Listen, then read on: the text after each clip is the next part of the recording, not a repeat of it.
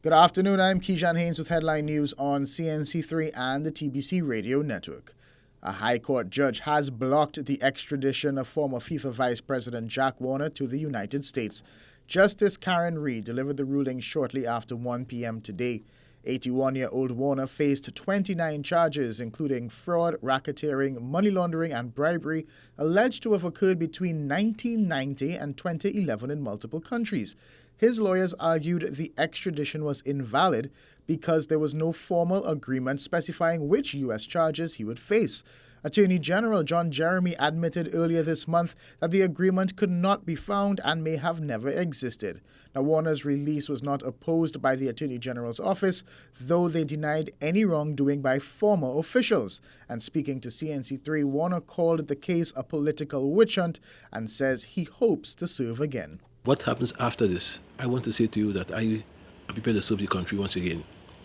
I want to be able to revive football in the country.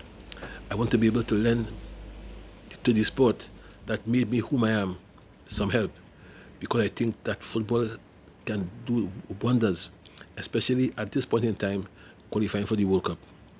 So again, I want to make the point that I am grateful. Warner was arrested in 2015 and released on $2.5 million bail.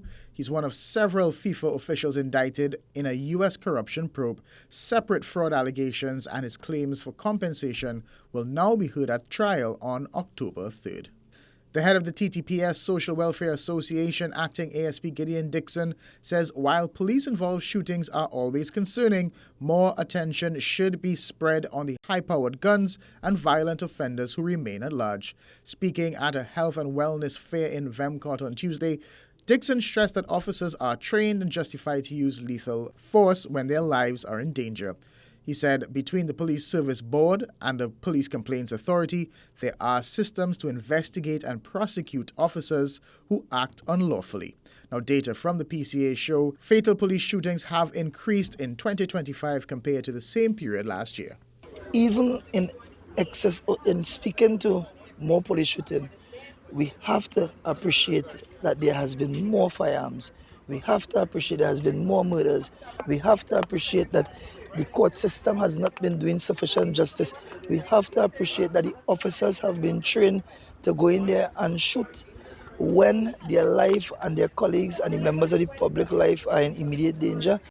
And fresh off their World Championship wins, silver medalist Dream Richards and gold medalist Keyshawn Walcott made a special appearance on the Morning Brew today, taking a victory lap through Trinidad and Tobago. The pair recounted their journeys to the medal podium at Tokyo's Japan National Stadium last Thursday. Now, Richards called for more in-person support for athletes at home meets, saying it really makes a difference to competitors. That type of energy, that type of atmosphere, it adds to the performances of the athletes. Like when I go there internationally and you hear and you feel the energy of the crowd, like for example, for me the Olympic Games in Paris was the biggest crowd I've ever performed in front of. It was the loudest crowd I've ever heard. Yeah, a little bit of nerves is normal, but not nervous in the sense that I don't know how to perform. For me, it's more like the body, like the engine starting to start, you know, so it's like a good type of nerves, but it's needed, pressure is needed for us as athletes to be able to compete at a high level, and a part of that pressure is having a crowd there.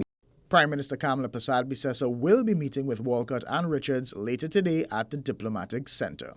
This has been Headline News. Look out for another news update at the top of the hour.